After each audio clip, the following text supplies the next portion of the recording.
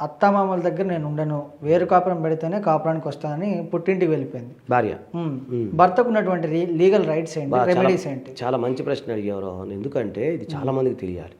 Supreme court judgement ప్రకారంగా ఏంటంటే భార్య గనక భర్తని వదిలేసి వేరే కాపురం పెట్టమని చెప్పింది అనుకోండి, అది కూడా ఇట్ లీడ్స్ టు క్రుయాలిటీ గ్రౌండే. ఓకే. ఎలాగంటే భార్య ఏం చేస్తుందంటే భర్తను ఎంతసేపటికి నువ్వు విడిగా రా, మనం విడిగా ఉందాం, విడిగా సంసారం చేసుకుందాం, లేకపోతే విడిగా మనం కలిసి ఉందాము, లేదంటే మిమ్మల్ని మీ నాన్న వదిలేసేయి అన్నప్పుడు కూడా భర్త మానసికంగా చాలా వెదకు గురవుతాడు. ఎందుకంటే ఇటు తల్లా అటు పెళ్ళామా అనే సందిగ్ధంలో ప్రతి మగవాడు ఈ ప్రపంచంలో నాకు తెలిసి సఫర్ అయితేనే ఉంటారండి.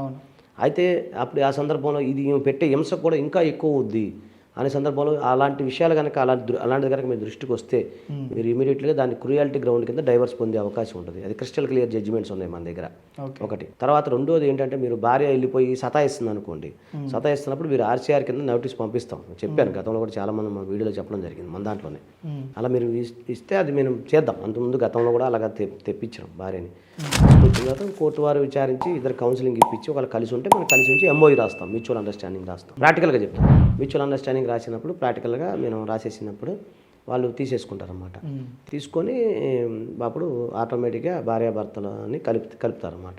అలా జరిగే అవకాశం ఉంటుంది. లేదు కొంత సైకలాజికల్ కౌన్సిలింగ్ అనుకుంటే సైకలాజికల్ కౌన్సిలింగ్ ఇస్తారు.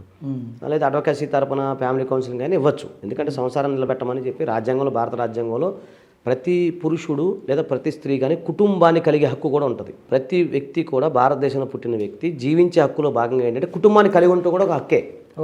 మీకు అర్థమవుతుంది కదా. నేను, నా భార్య, నా పిల్లలు, మీరు మీ భార్య, అంటే అఫ్కోర్స్ మీకు మ్యారేజ్ కాలేదనుకోండి, ఒకవేళ భవిష్యత్తులో మీరు, మీ భార్య, మీ పిల్లలు, అట్లా ఒక కుటుంబాన్ని ఏర్పరచుకునే హక్కు మనకుంది. దాన్ని ఎవరు అడ్డుకోవడానికి లేదు. అర్థమైందా రోహన్? సో నేనేమన్నానంటే ఆ విధమైన బాధ్యతలు మీకు తెలుసుకుంటే మీరు ముందుకెళ్ళే అవకాశం ఉంటుంది.